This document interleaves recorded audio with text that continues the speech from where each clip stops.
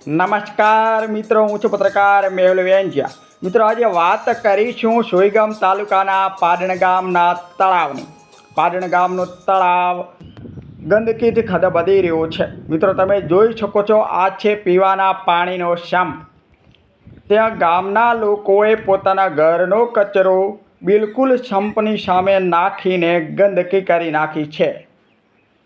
મિત્રો, લોકો પોતાના મન ફાવે તેમ પોતાની મરજી પ્રમાણે પોતાના ઘરનો કચરો, ગાપા, ગોદડા, મળ, ગોબર નાખી ગંદકી ફેલાવી રહ્યા છે। મિત્રો, આ સરોવર તળાવને સ્વચ્છ ચોખ્ખું કરવાને બદલે લોકો ગંદુ કરી રહ્યા છે। મિત્રો, તમે જોઈ રહ્યા છો, ગાભા છે, ગોદડા છે, મળ છે, ગોબર છે, ઉકરડા છે, ઘરનો કચરો છે અને બિલકુલ તળાવની અંદર નાખી રહ્યા છે। વિડીયોમાં મિત્રો તમે જોઈ શકો છો, બિલકુલ તળાવની સામે અંદર જ છે, કચરો છે, ઉકરડા છે અને સતત 2 દિવસથી વરસાદ ચાલુ છે।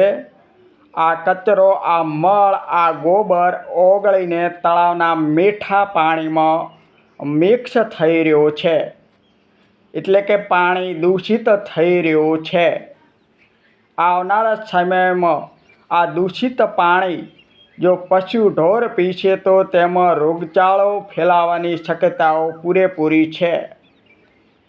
ઉકરડા અને મળ અને ગોબરમાંથી મિથેન નામનો એક ગેસ એટલે કે વાયુ ઉત્પન્ન થાય છે, જે પાણીમાં જ્યારે મિક્સ થાય તો પાણી દૂષિત થાય છે અને પાણીમાં રહેલા જળજીવોનો નાશ થાય છે અને પશુઓ પીવે તો તેનામાં રોગચાળો થવાની શક્યતાઓ પૂરેપૂરી છે અને પશુઓ મૃત્યુ પણ પામી શકે છે અને માનવ જાતને પણ મોટું નુકસાન છે। જ્યારે આ પાણી માણસ જ્યારે દૂષિત પાણીમાં પગ મૂકે ત્યારે ચામડીના અને પગના સડા થવાના રોગો પણ ફેલાઈ શકે છે।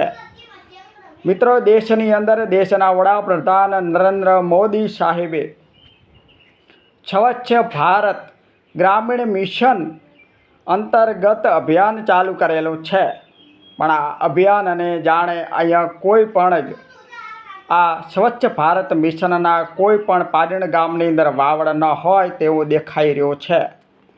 પાડણ ગ્રામ પંચાયત આ બાબતે હજુ સુધી સફાઈ અંતર્ગત ધ્યાન આપ્યું નથી।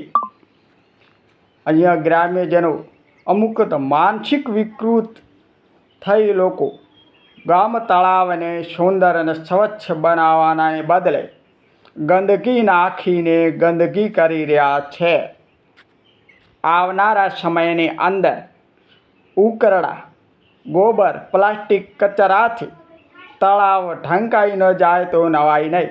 અહીંયા લોકો ઉકરડા અને બાવળના જંગલની આડમાં સાંજ અને સવાર બંને ટાઈમ જાજરૂ પણ જઈ રહ્યા છે। તે એક મોટો આ ગંભીર બાબત અને ગંભીર મુદ્દો છે। આવનારા સમયની અંદર લોકો જાગૃત નહીં થાય, પાડણ ગ્રામ્યજનો જાગે નહીં તો ખૂબ જ મોટો ભયંકર રોગચાળો ફાટી નીકળવાની દહેશત પૂરેપૂરી છે।